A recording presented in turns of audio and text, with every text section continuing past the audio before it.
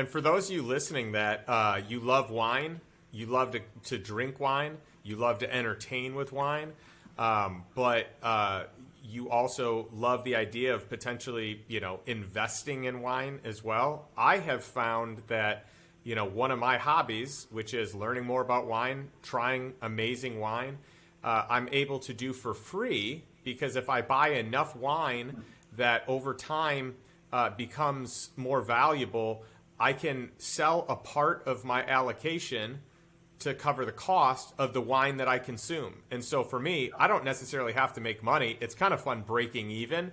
Sure. But in many instances, like, I'm accidentally making money. My cellar has gotten pretty big with Mario's help and finding the right deals, as he's my personal sommelier and manages my cellar.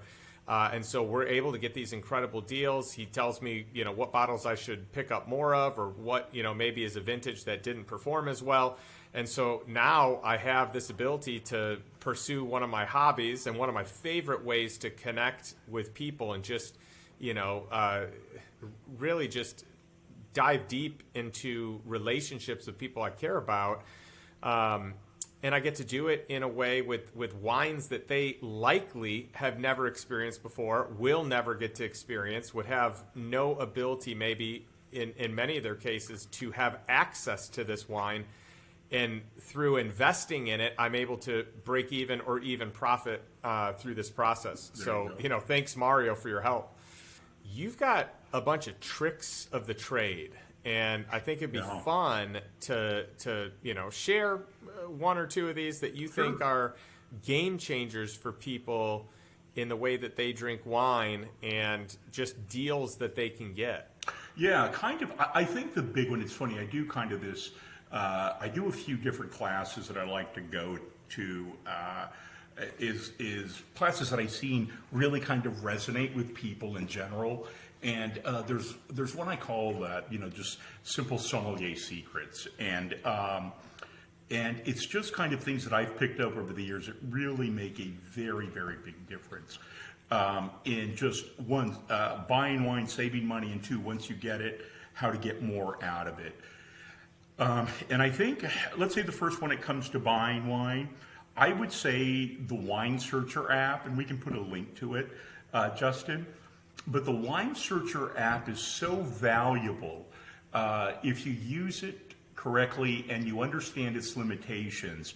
It really is a very powerful app, because what Wine Searcher does, they don't sell anything. What they do, it's a company based out of Australia. Every night, their servers will scrape pricing for every single alcoholic beverage on the internet. Whether, it's wine, vodka, whatever it is.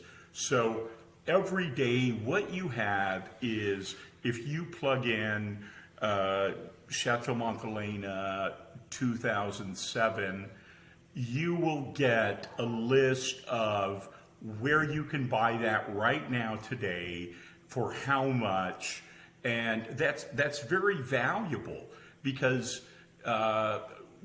what is a wine worth? It's basically worth what you can afford to buy it for anywhere right now, right? So, hey, I've got a case of this for this price. Well, let's see. First thing I do is I go to Wine Searcher. Now, there are some limitations, right? So first of all, it puts in every state. So there are some states that don't ship to your state. And the terrible thing is, it always seems like those states seem to have a much lower price on that wine than what you can buy it for in your state. So a lot of people are like, hey, this should be lower. Okay, so be mindful of that. We should probably, Justin, at some point do a virtual class on just Wine Searcher, just to learn how to really master it, so that you can really learn how to get the most out of it. The second limitation is that even though it has prices, it doesn't have, you don't know the quality, right? And there really are, when it comes to buying wine, generally speaking, I like to think there's 3 different quality levels, and there's 3 different prices, which are all fair at that quality level. So at the very top is where you get the wine directly from the chateau, directly from the winery, or directly from the importer that got it from the chateau, and their and their warehouse, okay? And then it came straight to your cellar, your house, whatever, and you know that the provenance or how it was managed or it was kept is immaculate.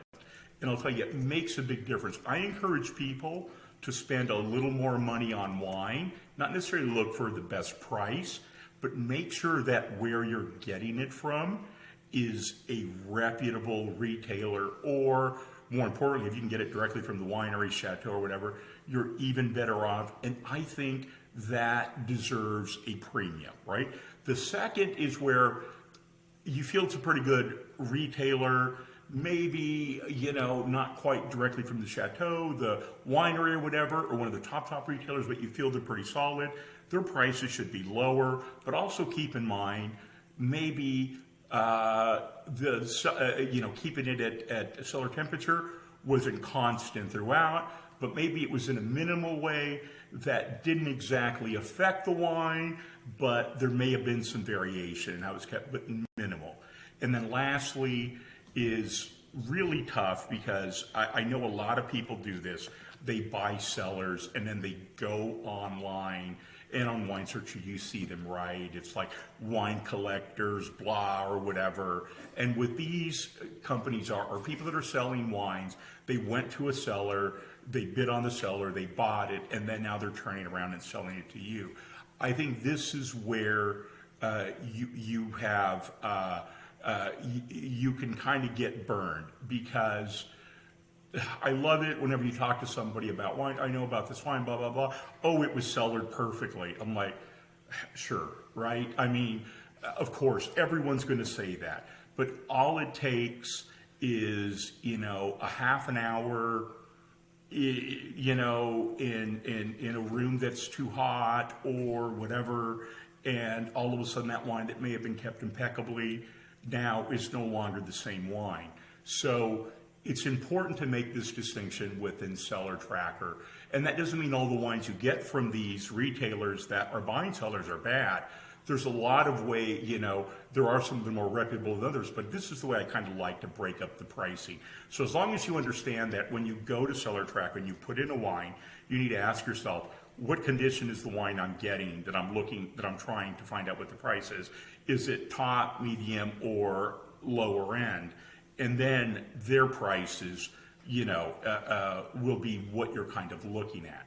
So those are kind of the two things. And the last thing is that a lot of times wine stores and retailers will leave a wine on even after they no longer have it. So it isn't the end all and be all, but it is a quick way to get a very quick idea of what a bottle will cost and what you could get it for.